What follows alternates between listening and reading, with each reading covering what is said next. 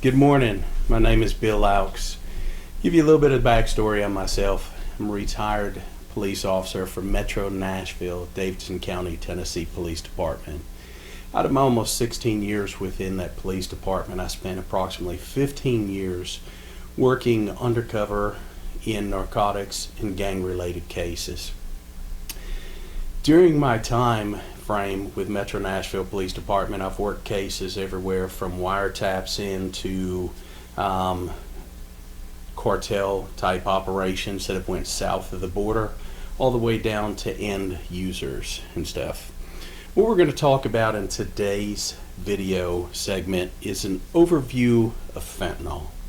Fentanyl is a controlled substance that plagues our system no matter what you are within the community, whether you're a judge, police, whether you're just a regular citizen. At some point in time, somebody has had some sort of touch, reach into this overall situation. If you want to take a look at how the strength of fentanyl, carfentanil, all this stuff comes together, we start off with our base substance, basically morphine. That would basically be our prescription pill, such as our hydrocodone, oxycodone, Roxy, Percodan, Vicodin, whatever the case is. Then we have heroin, and heroin comes out 2 times stronger than the actual morphine-based pill itself, or a prescription pill. Then we have fentanyl that has entered our market. Fentanyl has crashed our market and put us into serious despair when we look at overdose deaths throughout our communities and stuff. Fentanyl sits approximately 80 to 100 times stronger than our actual prescription pills, like our oxycodone, which is where this overall epidemic actually started. Then we have such substances out there like carfentanil. Carfentanil is meant to do basically one thing, and that's put 2 large type animals down for veterinary type services like surgeries. Elephants and like rhinoceroses, essentially. But believe it or not, the substance is out on the street and users actually requesting it. You don't have to go far to look and try to find this stuff out on the street. Some of this is open air markets. Even though we are here in North Carolina, we think at some point in time we're a little bit unreachable by this, but we're actually not. This plays out in some areas within our state here.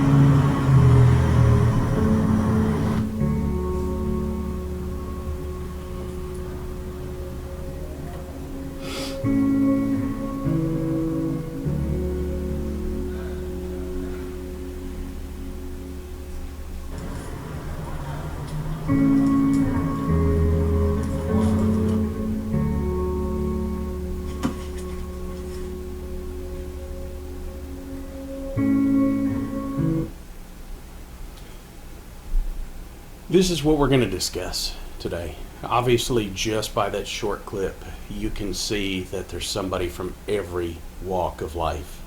Black, white, Asian, Laotian, Hispanic. Again, even though this is playing out in Philadelphia, Pennsylvania, we're not immune to it here in North Carolina, especially within our coastal regions and some of our rural communities out here. So where does this start from? Well, this goes back to the late 90s within the illicit marketing scheme by the Sackler family and Purdue Pharma. Okay, this is where they misrepresented the addiction qualities and properties of oxycodone once it came to the market. Throughout our own use of these prescription pills, we created the pill mill epidemic, which spiraled into us placing databases into place to try to squash some of that doctor shopping. Then all of a sudden we start getting requests via our street dealers to our cartel assets. They start hearing the needs and requests, and they start putting heroin into place. So heroin starts flooding our market somewhere around mid 2012 timeframe, and just starts interrupting and intercepting and arriving in large quantities through up and down the East Coast and all over the United States. So how fast can they produce heroin?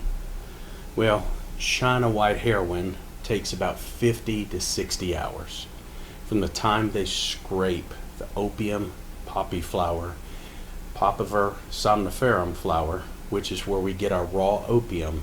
About 50 to 60 hours later, we actually have high quality China white style heroin. On the other flip side of this, brown and tar heroin takes about 10 to 12 hours from the time the plant is scraped to the time it is already mixed. It's moved into the United States and in a needle in someone's arm, about 10 to 12 hours. How? That's the huge thing. How? And do we have such a market out there that drives this? And the answer is yes. And we are the largest consumer of controlled substances worldwide. We as the United States are a nation fed by addiction. But we should be extremely alarmed with the fact that from the time I scrape opium from a plant to the time I can have it in a human's body on this side of the border, 10 to 12 hours. That in itself should be alarming. There's new paraphernalia that sets itself out also that we're going to see out there. This started out west. These are glass hammers, and these are meant to try to be a part of a harm reduction type program. We're going to see a lot of syringes and stuff like that. Not only are fentanyl and our heroin users snorting and smoking, but they're also injecting, which creates a whole new hazard for us to deal with. Whether you're out there doing some sort of home visits, or you find these substances within your workplace itself. How do you deal with it? Once you start seeing these items are no-touch items. These aren't things you pick up, look, smell, sniff. Okay, at that point in time, once you start seeing these items, especially in your workplace, isolate the area, contact police to come in and collect this type of stuff up. Okay? How to use the heroin pipe? There's two different ways. Number one, the thought process is if you smoke versus shoot, you reduce your risk of going into respiratory duress or overdose. If I'm talking about overdose, I'm talking about actually going in to respiratory duress, because that's what fentanyl does. It's a respiratory system depressant. So the thought process is if you smoke it, it'll reduce the risk of overdose. When out, actually, it will not. If it is truly fentanyl itself, your risk is the same, whether you're smoking and or injecting. Once it hits your system, it shuts your body's automated system down, and it stops telling your body to do things like have your lungs expand and contract, taking a breath. It blocks those signals to your brain. So these come with complete instructions out there on it. This is what some of the evidence looks like that you will find in some of your users during some of your home visits, during some of your probation visits, knocking on doors, collecting votes, whatever the case is, trying to get people registered to vote. If you see any evidence of this, various amounts of pills sitting out, see meth pipes and stuff sitting out, not only is this, we're talking about an opiate-based substance, but now we also have somebody who will follow this up and be using meth at the same time. So if you see these syringes and stuff, and you're never going to find just one or two syringes, you're going to find 3, 4, 5, 6, 7. Now let me give you another caveat with this. Out of my experience of almost 16 years working full-time law enforcement in Nashville, Davidson County, Tennessee, I'm still a commissioned officer here in North Carolina. So I've got about 3 years doing as a reserve. deputy. Let me be clear out of my experience. When I find syringes, okay, in my vast time, I can tell you, because I know the actual number, during my career I've arrested 1,444 people, okay. I've been part of the execution of more than 1,000 search warrants. That means I'm going into people's houses executing an actual court order to search inside of their residence for some sort of controlled substances, drug paraphernalia, some sort of drug-related type crime. When I have found syringes inside of a house, out of more than 1,000 search warrant executions that I've been part of, three times only, have I actually walked into a place and actually found a sharps container, or a makeshift sharps container. It was 2-liter pop bottles, essentially, where they would drop their needles in there. So I need you to be cautious and very aware of the fact that once you see one syringe and it's in an unusual place.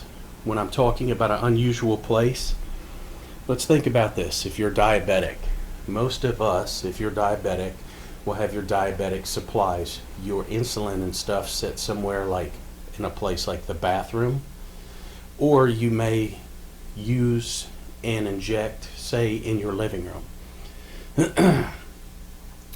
But how many of my diabetic folks out here are taking your needle when you're done and dropping it in the floorboard of your vehicle, dropping it next to the couch on the floor, dropping it next to the bed in the nightstand? See where I'm going with this? So once you start finding evidence of this stuff, one, go hands off. Because when we're talking about syringes and stuff, we're talking about blood-borne pathogens. We're talking about stuff that you need to have on some sort of PPE, whether it's gloves, some sort of eye protective wear, something to protect yourself. Unless you have a legal reason to be actually out there searching and digging into the areas, it's best off to go with a hands-off approach. The end result is once you start seeing the evidence of this stuff, and especially with the needles and syringes in various places, step away, pick up the phone, notify authorities, and let them come in and do the collection of this. Some of this just comes out during one of the investigations where we were looking at a heroin distribution group that started distributing fentanyl. We were looking at 25 plus vehicles inside of a Lowe's parking lot. The distribution, the actual sellers were actually cartel-based individuals, part of Cartel Jalisco New Generation out of Tepic, Nayarit, Mexico. They were operating in and out of Nashville, and they were selling a lot of heroin daily to users. During the investigation, while we're watching users actually meet with the dealer, we actually, and you cannot make this up, sometimes it just comes out crazy. A girl shows up to meet with the buyer and she's wearing a 2-piece bikini, gets out of her car, stands out like a sore thumb at 8:15 in the morning in Lowe's parking lot, jumping into a car with a known heroin distribution group and stuff. Drives down the road a little bit. We're able to go on ahead and just do a traffic stop of her. This is the end result of what she has inside of her purse. Needles, needles, needles, okay? The folks that we're dealing with in this, you got to think, it's one thing to be hooked on prescription pills. Now we're talking about heroin is the next avenue and stuff. That's what people are actually requesting. So heroin's going to be 2 times stronger than our actual prescription pills. Our cartels realized this and capitalized on this, so they started bringing fentanyl into there. So we're talking about fentanyl that's 100 times stronger. If you think about the level of addiction out there with folks, it's a very sick feeling for these folks, okay? They get up in the morning, before they get high, they have to try to get normal. So the first thing they're doing is going straight for this stuff again. So be aware that this stuff is out there. Again, multiple syringes and everything. All we did was dump out this purse during the traffic stop because I didn't want to go hands-on and get in there. And obviously, as you can see from right here, that is an uncapped needle with a bent syringe sitting there in this young lady's purse. Okay, it's a pretty sick feeling, because I've seen officers, I've seen paramedics, I've seen folks that are counselors, addiction specialists, actually get stuck going in, doing home visits, talking to people, trying to get them in to some sort of rehabilitation programs or something like that.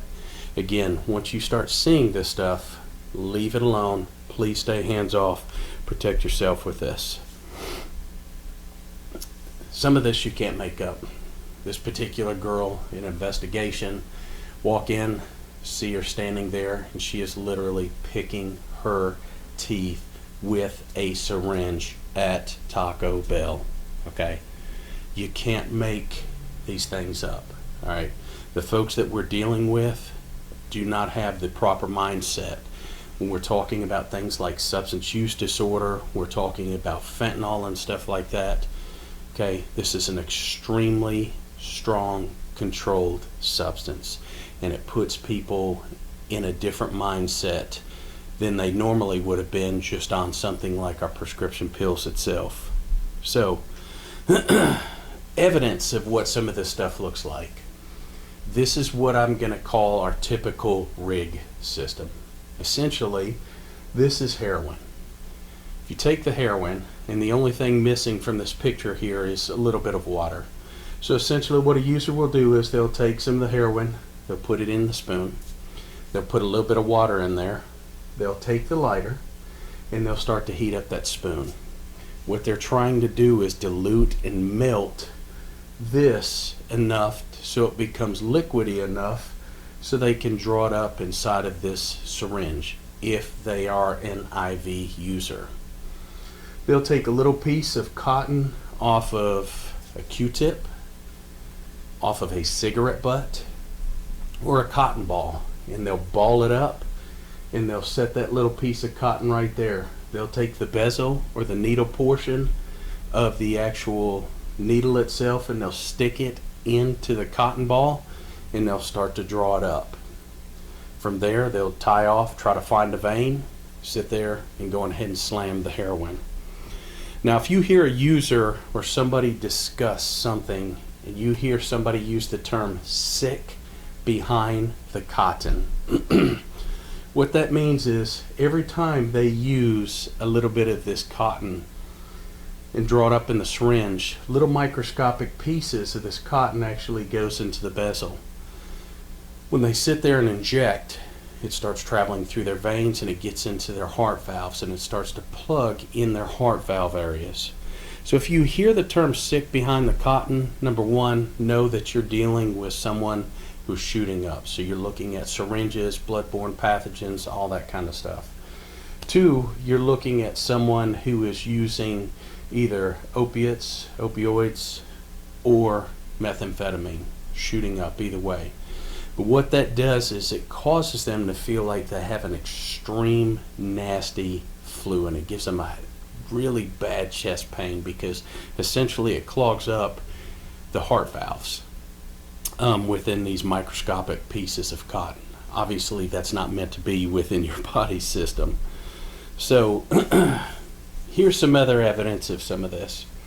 If you see this inside of a residence, say you're doing some sort of a home visit, whether it's a counseling visit, you're doing a follow-up for a DCS referral, whatever it is, and you start seeing these glassine envelopes, you start seeing plastic pieces cut out of plastic shopping bags, you start seeing the torn open tops of water balloons, and there is no residue on there. When I'm talking no residue, I'm meaning no substance on there. No tar type substance, no powder. This all looks like brand new type stuff. Have to be aware that you are sitting more than likely inside of a dealer's house.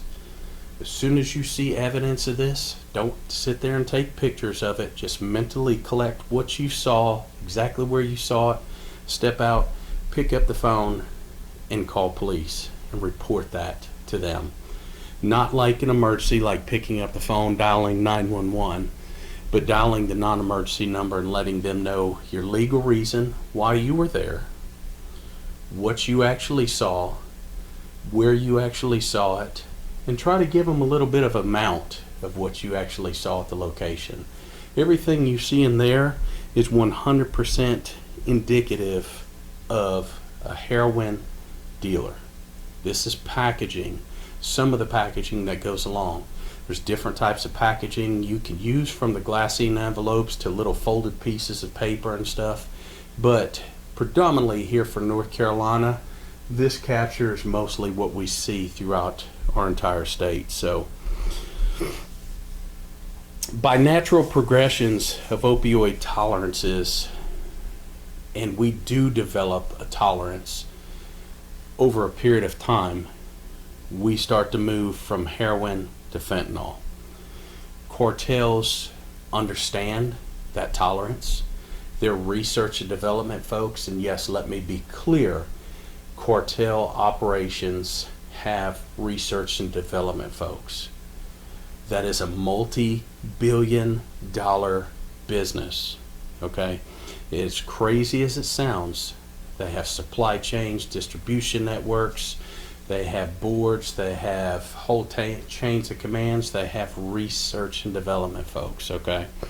So cartels increase the profits by adding fentanyl and stuff in there. This is where we come into our overall fentanyl epidemic. And this is huge because a lot of our users are actually requesting fentanyl out on the street, knowing with about 99% of surety that it's going to throw them into respiratory duress and/or overdose. Okay? But you got to think about this. The ultimate high for an opiate addict is to get as close to death as possible. That means they have to die, they have to overdose, they have to be revived. They're good with that. Most of the time you'll see pockets of these guys and gals, 3 or 4 will get together and they'll start to use. One person will go on ahead and shoot up. That person will let everybody know, hey, give me 5 minutes at least. If they give them a time frame, that 5 minutes basically means once I stop breathing, do not hit me with Narcan for at least 5 minutes. Let me go into that deep despair, that ultimate tranquil bliss. After about 5 minutes, then you can go on ahead and hit me up. So the users will sit there in a group, personal use, they'll go into respiratory duress, they'll start shooting them up with Narcan, and guess what? The next person, knowing with about 99% of surety that they're going to go into respiratory duress and overdose, will turn around and take their turn and shoot up. So it is a sick situation, and it's hard for us to deal with out here, but it's something that's not going to go away.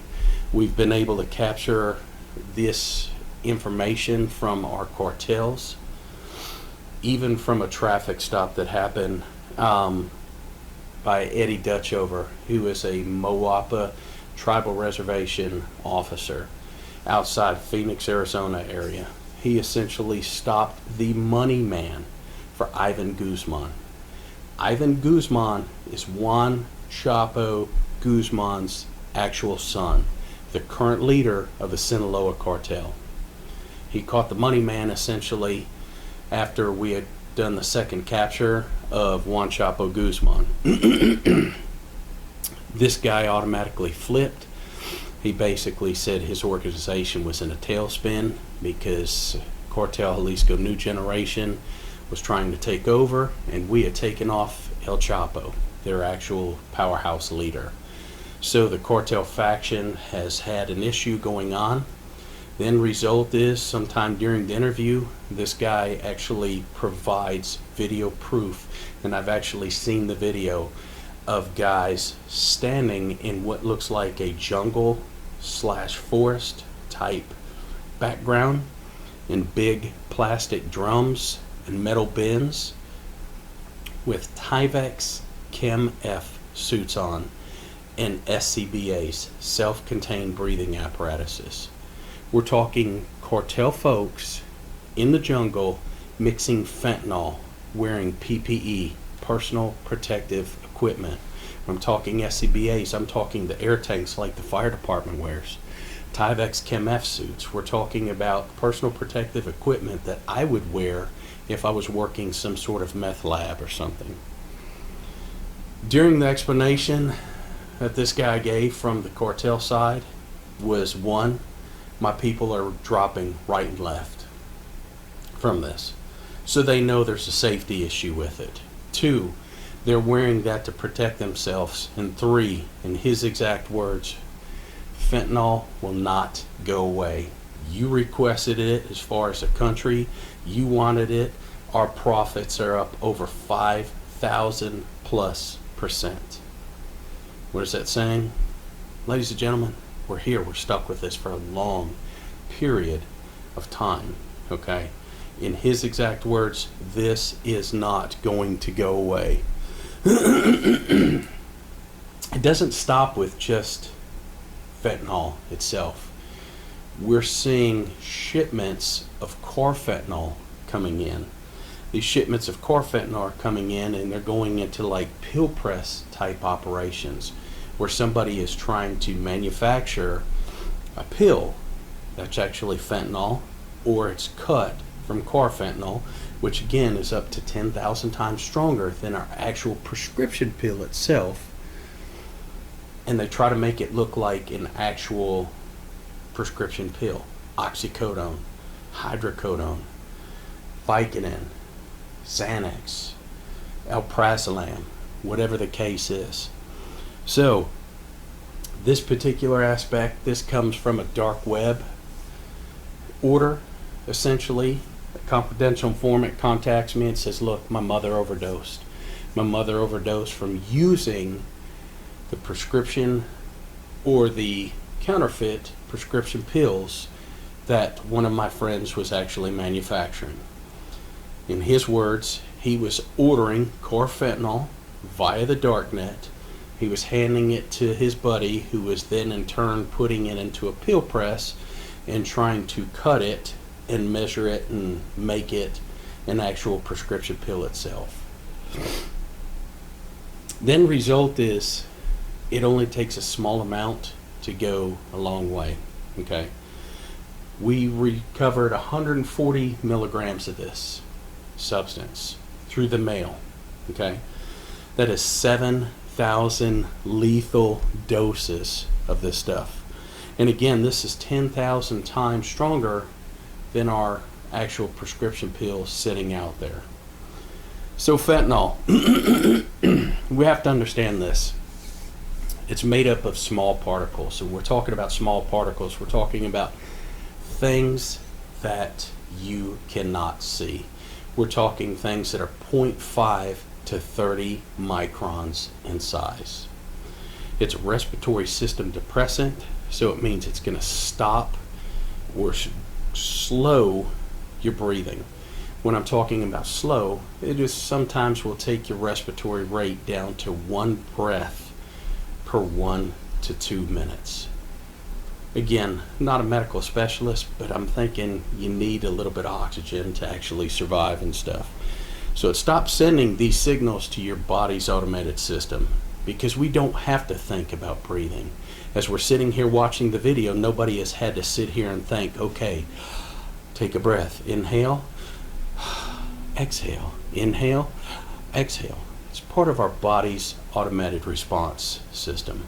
So it blocks that response to it.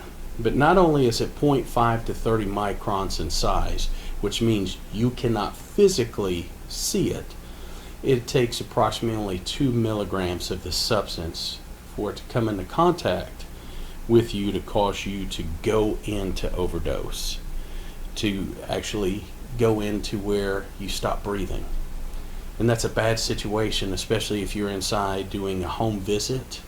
You're visiting with somebody, you're doing some sort of a follow-up, and you come into contact with this because some of it was, say, on a dresser, or some of it was on a coffee table, and you're sitting down and you're starting to make discussions with somebody that you're dealing with talking about whatever the case is, if they have an addiction issue, if you're there for some sort of law enforcement related call, whatever the case is, and your hand comes into contact with a table or something like that, or it comes into contact with part of a couch or something like that, and it starts getting into your skin, and you're standing there, and all of a sudden you go into respiratory duress. What do? So let's go with the rule of two. If I'm going to a location, there should be at least two of us there. Let's take a few minutes, especially if I know something about the environment that I'm going into. Say if I'm going in to do some sort of a home visit on somebody who has substance use disorder, okay? If we can take a few minutes to just evaluate their previous history, what we know about them and stuff like that, that helps us go a long way. It helps us also go in and be prepared to have things like Narcan or naloxone with us while we go inside of that residence.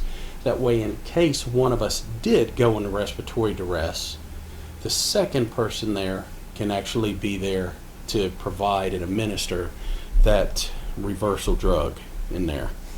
So there is ways to take a small bit of fentanyl and turn essentially a gram of fentanyl into 150 grams at $100 a gram out there on the street. 1 gram of fentanyl currently for just an average median price for North Carolina will run anywhere from $80 to $120. I can take that 1 gram of fentanyl and look like it turns into 150 grams of individual servings of heroin and turn that $80 to $120 into $15,000 worth of profit. It's not a very hard recipe either to do. You don't have to be a rocket scientist, and these are things we can do at our houses.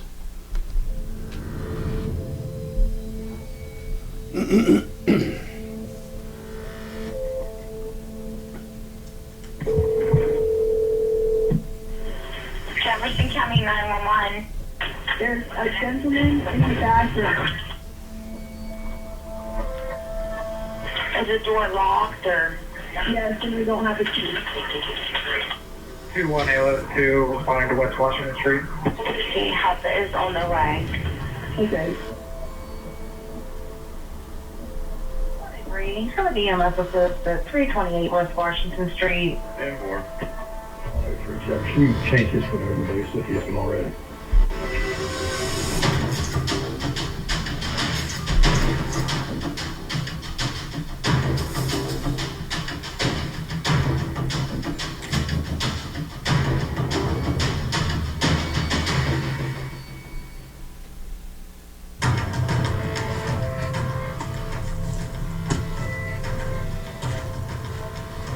What do you want? Stealing. That's enough. Oh, I wonder what's going on here. Let's go ahead and light him up.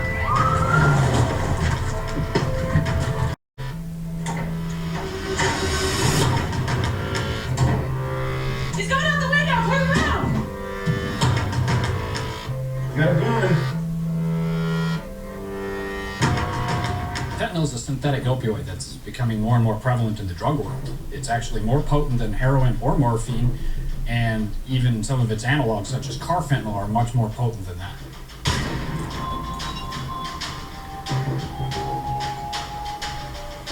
Fentanyl has been seen in powder, tablet, capsule, rock, nasal spray.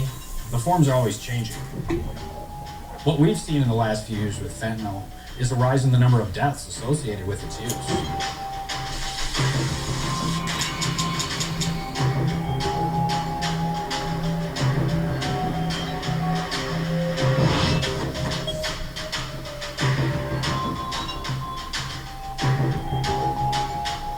First responders are increasingly likely to encounter fentanyl in the line of duty. We want to make sure that they have the facts to keep them safe. I got this on my hands. Well, one myth is that just touching any amount of fentanyl is likely to cause severe illness or injury or even death, and that's just not true. Incidental skin contact with fentanyl. Hey man, what's going on? Fentanyl can be washed off with soap and water. Wash your hands. You'll be okay. Think? Yes. All right. You don't want to use hand sanitizer because that can actually potentially increase the absorption of fentanyl. Exposure can come in many ways, through skin contact, through the mucous membranes of your mouth, your eyes, or the most significant risk is from aerosolized airborne powder. Another myth is that PPE or personal protective equipment won't protect you from fentanyl. And the truth is that in most circumstances it will offer a significant level of protection. Gloves will protect from the skin exposure, skin contamination of your hands. The respirator mask will prevent the inhalation of an airborne powder. Wearing eye protection can prevent the exposure through the mucous membranes of your eyes. Hey, can you check her breathing? All right. Ma'am, are you all right? Can you hear me? Should someone become exposed to fentanyl, some of the signs or symptoms that you would see would be drowsiness or unresponsiveness, slow or no breathing, and then constricted or pinpoint pupils. Those are the signs or symptoms you want to look for in yourself or in your partner or in someone that you're responding to. She's not breathing. Better call EMS. 960, Hotel 16. Yes, can you get EMS on the way to 301 Jasper Street, room 250? Sending EMS at 301 Jasper Street, room 250. They're on their way. If you think you've been exposed to a substance that could be fentanyl, you want to take that very seriously. You want to alert a supervisor or a buddy, tell them what you think is going on, and the first step is to prevent any further contamination. The second step is to not touch your eyes, your nose, your mouth. That way you'll prevent further exposure. Third step is to simply wash the area with soap and water. And then finally, if you think your clothes or some of your protective materials have been exposed or contaminated, you want to remove those through your standard decontamination protocols.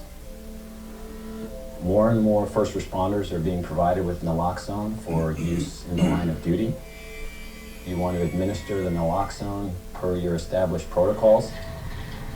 Naloxone is a very safe medication, and it can very rapidly and effectively reverse the effects of fentanyl, and it can be life-saving. How you feeling? Okay. Having any trouble breathing or anything? No, I did get a little on my skin accidentally. I washed it off with soap and water, though, and then glove. So hopefully that cleared up a little bit of the confusion to this. Okay, there are some protections there. You heard Narcan, naloxone. Let's have that with us during any type of public interactions while we're going out here, doing whatever your home visits are, your follow-ups, whatever the case is. Okay, do a good brief. Take a few minutes. You and a partner discuss the atmosphere, the environment which you're going to deal with, what the known dangers and or risk. What have you seen previously in the past? What do you know about these particular individuals that you're going into the house and stuff like that? And take a second to actually go through.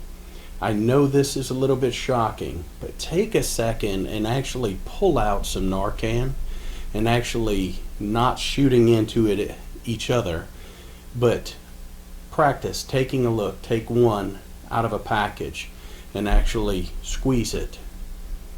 Look at it. Figure it out.